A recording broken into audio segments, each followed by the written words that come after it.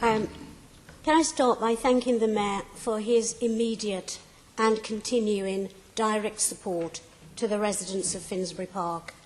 What stands out for me whilst I was there with him was his attendance at prayers at the Muslim Welfare Centre Mosque, and also his attendance at the vigil led by members of the long-standing Finsbury Park Interfaith Forum. Thank you on behalf of the residents of Finsbury Park. Members, I've had the privilege of representing the people of Finsbury Park for over 25 years, first as a local councillor and then on this assembly. It marks the connecting point of 3 London boroughs, Camden, Islington and Haringey.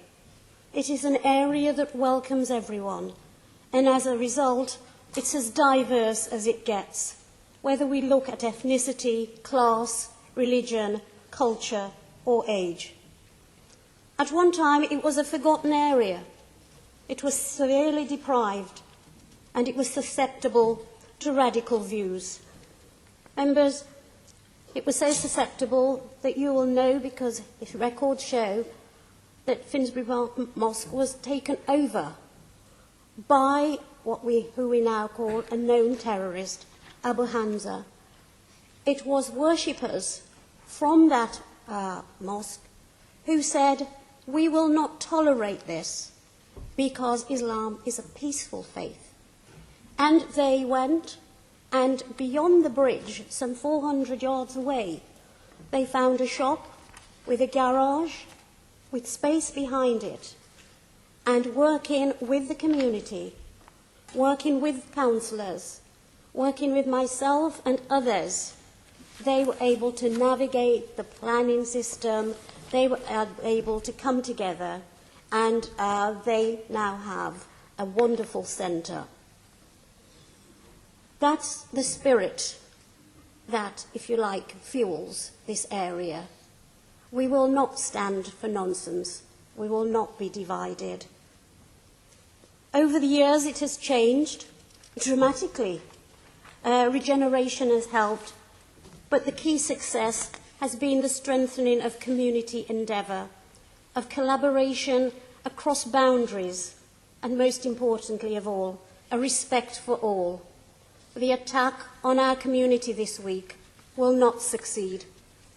There are people who seek to divide us, as we heard from the Mayor, to sow seeds of hate and create a cycle of violence. But this is a place truly where an attack on one is an attack on all. This attack only strengthens our bonds of community. There are people who see the world solely in terms of a religion, but we are part of a wider civic society in which all our differences and similarities must be acknowledged. That must go to strengthen our sense of community. In Finsbury Park, we accept people of all religions and of none. There are also people who seek to make us suspicious, uncertain, and afraid. I'm not afraid. You're not afraid. The residents of Finsbury Park will never be afraid. Remember, and I'll tell this to anyone who thinks they can come into our community and divide us. The community were the first responders. The community were there caring for the injured, waiting for the ambulance. It was a young man who found the bravery when it was necessary to secure the perpetrator. And it was the community and the local imam who said, you know what they said? We will keep him safe for when the police come so that he can face justice. That's all I can say, because, of course, all that is now in the criminal system. Our hearts go out to all those affected by these dreadful events. And like every other speaker this morning, I want to add my thanks to our police services, to our ambulance and hospital staff. Their rapid response has saved lives. Their endeavours, using their professional skills, will be helping people who will need care, surgery.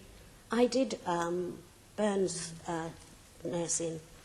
It is one of the most demanding services there is, and the patients are some of the most resilient and brave people that you could ever find. I see my colleague, Dr. Sahota, nodding. Our thoughts will be with them as many of them go on the journey of recovery. I'll finish by once again thanking the Finsbury Park community for its response, not just on the day, but in the days since, and for all the days to come. I say it again, we will remain united. Thank you.